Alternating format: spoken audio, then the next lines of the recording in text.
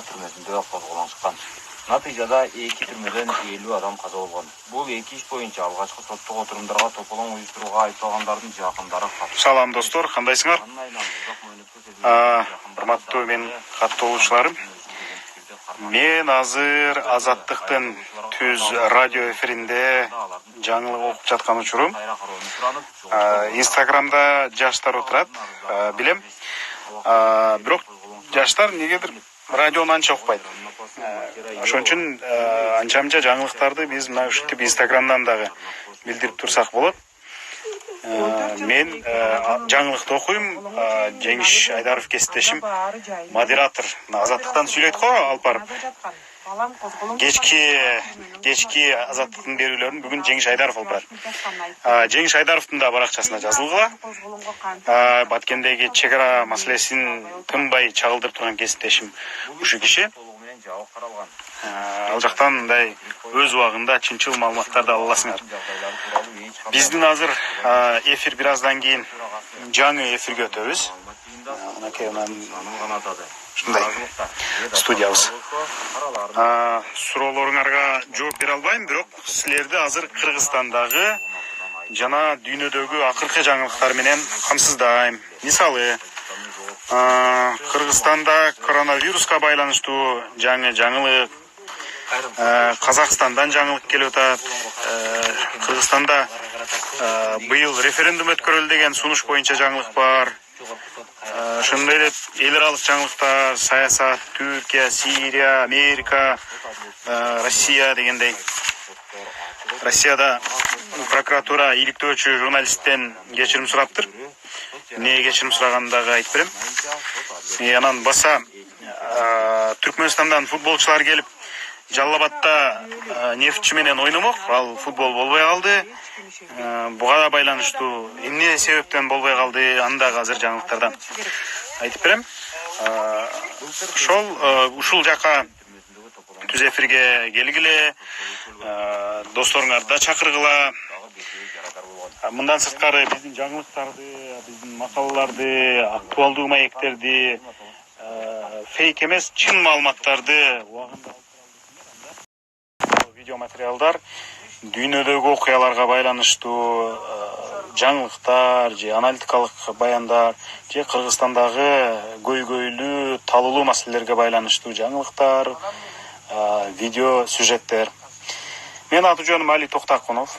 Бул менин Инстаграм барагыма катталыңыз, өзүңүздүн досуңузду, жакындарыңызды чакырыңыз.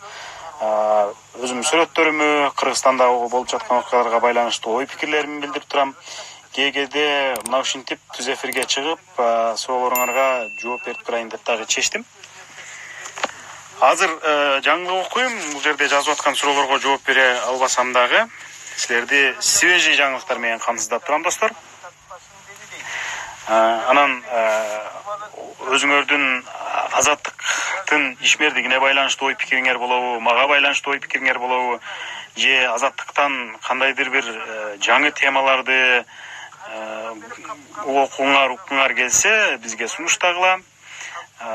Мынакей Азаттыктын менин личкама жазгыла. Кайсы бир темада өзүңөрдүн фактыңар бар болсо, ошону иликтегиле деп өтүнүп, иликтөөгө салым кошом десеңер, аны дагы личкага жазгыла. Анан ал жактан сүйлөшөбүз. Азыр каяктасыңар дейт. Азыр мен Азаттыктын студиясындамын. Бир аздан кийин силерге жаңылык окуйм. Модераторлук рульда Жеңиш Айдаров отурат. Макаланы, баянды радиодон берип коюп, ал дагы телефонун чукулоого киришти. Жеңиш Айдаровдун Инстаграм барагы бар. Ошол жерге жазылгыла. Ал дагы жаңы сүрөттөрдү коет.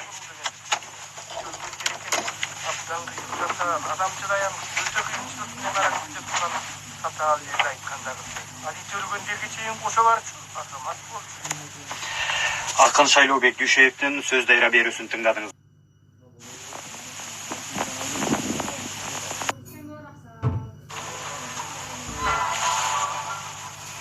Кадырман угарман, кушак кечиңиз менен 5 февраль шаршемби кезектеги жарым сааттык кечки берүүбүздү баштайбыз. Берүүнү бул жолу Прага студиясынан мен Жеңиш Айдаров алып барам. Бир эле маселе боюнча 2 айга чыккан сот чечимдеринин айынан жарандардын ортосундагы чырлоо мүлк талап. Чоң рахмат, саламатсызбы?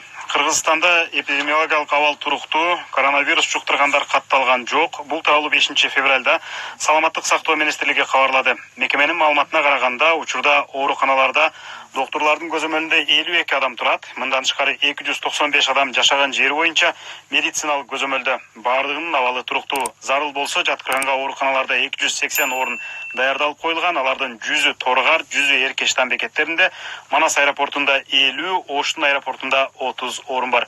Өпкөнү сезгентүүчү жаңы вирустун очогу Кытайдын Ухан шаары деп эсептелүүдө. Акыркы маалыматка караганда коронавирустан 500гө чукул адам көз жумду. Ооруп жаткандардын саны 24 миңдин тегерегинде.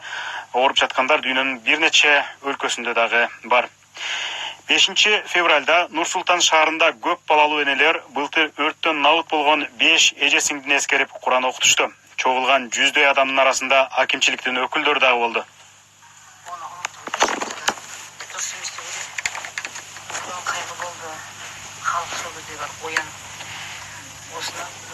Пособияга, айспыга себепкер ол бессабиді ұмыту ана үшін тіпті ұят деп ойлаймын, халық үшін. Деди уюштуруучулардын бири Айжамал Сареева. Былтыр 4 февралга огон түнү Казак башкаласынын четиндеги конуштагы үйдөн өрт чыгып, бир үй бүлөнүн 5 кызы мерт болгон. Бул учурда кыздардын ата-энеси түнкү нөмөттө жумушта болушкан. Ушул окуядан соң Казакстанда көп балалуу энелер жөлөк пул аз экенин, социалдык батирлер берилбей жатканын айтышып, тынбай нааразылык жыйындарын өткөрүп келишет. Казакстандагы ошол каргашага 1 жыл толгондон кийин дагы ушундай эле каргаша кайталанды. 3 февралда Алматыга жакын айылдагы өрттүн айынан 3 жана 4 жаштагы эки наристе чарчап калды.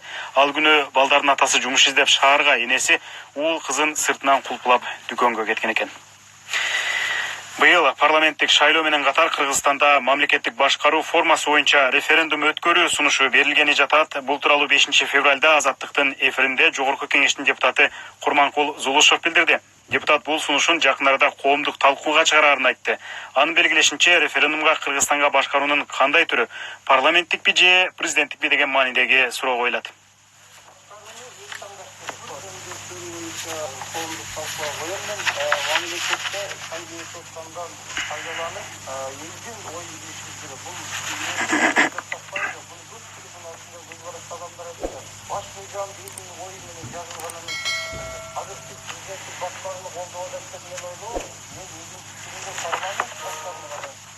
Деди депутат Зулушев. Кыргызстанда 2010-жылы бийлик алмашканда элдик референдум аркылуу конституция өзгөртүлүп, парламенттик башкаруу формасы тандалган.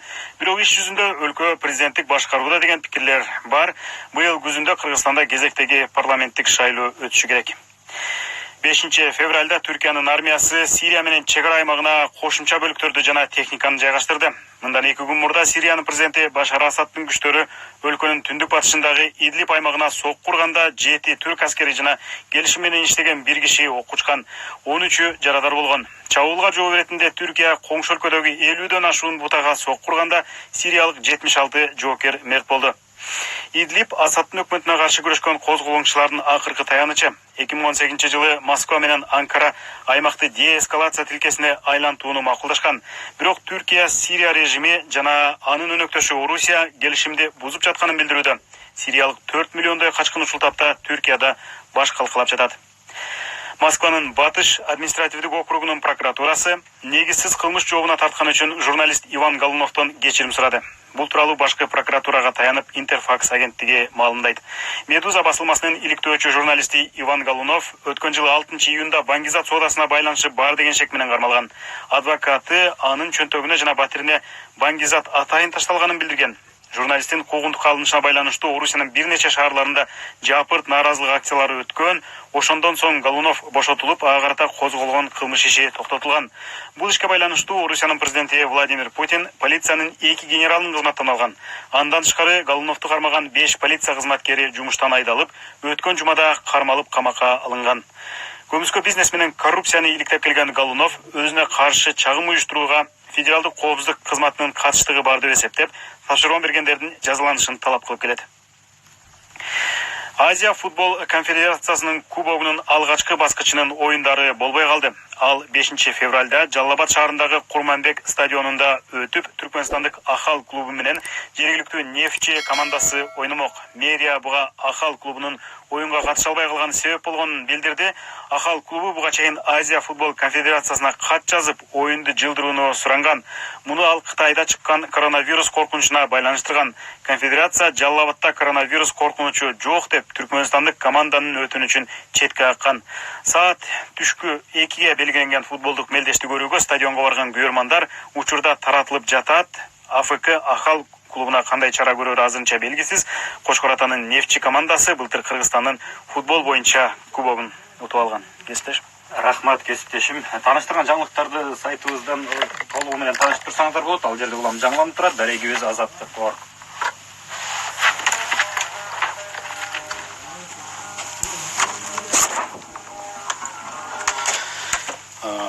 Мен ушинтип жаңылыктарды элге айтып берип чыгам, анан эфир болсо улана берет мынакей.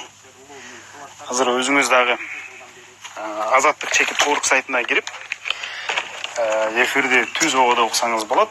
Кыргызстандагы, дүйнөдөгү акыркы кабарлар тууралуу жаңылыктар жана аудио баяндар бар. Эгер убагында укпай калсаңыз, эчтеке эмес, Азаттыктын сайтына кирип, кайра эле архивден угуп алсаңыз болот. Эгер биздин баардык материалдарды окуйм десеңиз, дагы Азаттык чекит.org сайтына кириңиз. Эгер көрөм десеңиз, дагы эле ошол сайтыбызга кириңиз. Же болбосо YouTube'дан оңой болсо, анда YouTube'дан Азаттык деген сөздү англисче терсеңиз, биздин барагыбыз чыгат. Ошол жакка кириңиз, жазылыңыз. Мен Instagram барагыма да жазылыңыз. Досторуңузду, жакындарыңызды, туугандарыңызды чакырыңыз. Мен менен бирге болгонуңузга рахмат. Мындай түз эфирлер кийин дагы болуп турат. Башка күнү мен түз эфирге чыгып, сиздердин суроолорго жооп берем. Чоң рахмат.